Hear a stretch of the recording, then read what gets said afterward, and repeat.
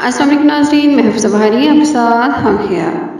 सारे पाकिस्तान में मुसलसल बारिशें हो रही हैं, लेकिन कराची में बारिशों ने तबाही मचा दी। क्या अमीर क्या गरीब, हर घर पानी में डूब गया। घरों के घर पानी में डूबे पड़े हैं। कराची में क़यामत सुगरा का मंजर है। लोग परेशान, बिजली बंद, खाने पीने में मुश्किलात, सामान की बर्बादी, किताबें, जूते, कपड़े, किचन, पानी ही पानी। गर्मियों की ये बारिशें ठंड का तूफान बन गई हैं। गलियां झीलों का मंजर पेश कर रही हैं। पानी में कूड़ा ही कूड़ा, जानवरों का हमला, इन्फेक्शन फैल रहा है। अभी तो कोरोना वायरस का तूफान काबू करना ही मुश्किल था।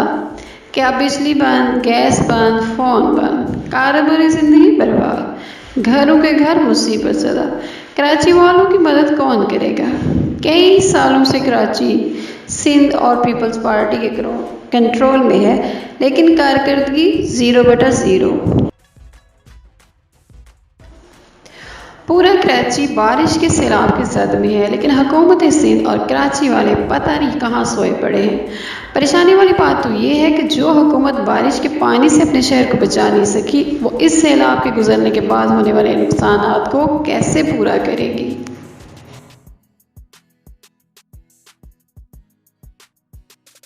सिंध में जहाँ कहीं भी मुश्किलात का बात आती है, कोई भी मसला सामने आता है, बीमारियों की बात हो, कोरोना की बात हो, हर जगह पर पीपल्स पार्टी फ्लॉप, मुकम्मल तौर पर फ्लॉप होती जा रही है। आखिर पीपल्स पार्टी क्या कर रही है? आसिफ अली जरदारी कहाँ पर हैं और बिलावल जरदारी? इस बात का जवाब कौन देगा? सब पाकिस्तानियों को इस वक्त कराची वालों की मदद करनी चाहिए। वैसे तो सारे पाकिस्तान में बारिशें हो रही हैं, लेकिन ख़ास तौर पे कराची में तूफान आया हो। लोगों के साथ रब्ता ख़त्म हो रहा है। दूर दराज में बैठे हुए लोग कराची वालों के लिए परेशान हैं। सब जानते हैं कि कराची एक बहुत बड़ा शहर है, यहाँ पर तिजारत होती है।